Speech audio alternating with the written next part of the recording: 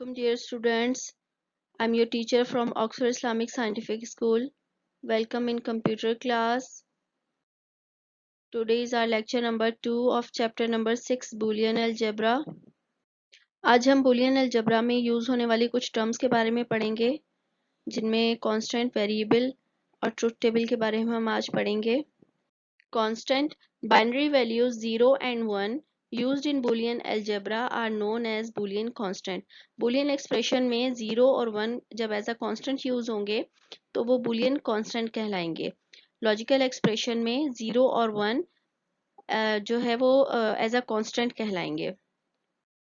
इसके बाद है variable. Variables used in Boolean algebra are represented by letters such as A, B, C, X, Y, Z. Each variable can have a 0 or a 1 value. Variable कोई भी ऐसा container होता है जिसमें constant मौजूद हो. कांस्टेंट इधर 0 भी हो सकता है और 1 भी हो सकता है. इसमें हम कैपिटल लेटर्स भी यूज़ कर सकते हैं, स्मॉल भी यूज़ कर सकते हैं एज अ वेरिएबल. लेकिन एक वेरिएबल में हमारे पास बूलियन अलजेब्रा में सिर्फ दो तरह के कांस्टेंट होंगे, या 0 या 1.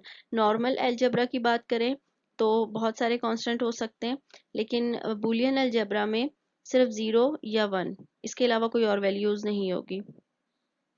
Truth table is a table that represents the condition of input and output circuit involving two or more variables. Truth table में जो इनपुट हैं वो लिस्टेड फॉर्म में, टेबल की फॉर्म में हम देते हैं, और आउटपुट भी हमें उसी फॉर्म में मिलता है. एक से ज़्यादा वेरिएबल्स को जब हम इनपुट करते हैं तो फिर हम ट्रुथ टेबल का इस्तेमाल करते हैं.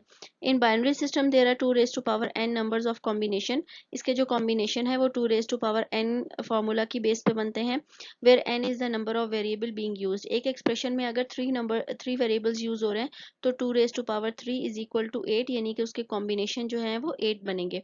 अगर एक एक्सप्रेशन में 2 वेरिएबल्स यूज हो रहे हैं तो 2 raise to power 2 is equal to 4, यानी कि 4 जो है वो कॉम्बिनेशंस बनेंगे ट्रुथ टेबल के. और एंड नॉट जब हम पढ़ेंगे तो उसमें हम डिटेल से ट्रुथ टेबल को देखेंगे. होम टास्क है आपका, आप यही जो टॉपिक्स हैं कांस्टेंट, वेरिएबल और truth table, learn and right these topics. उम्मीद है आपको लेक्चर समझ में आ गया होगा. Best of luck. Allah Hafiz.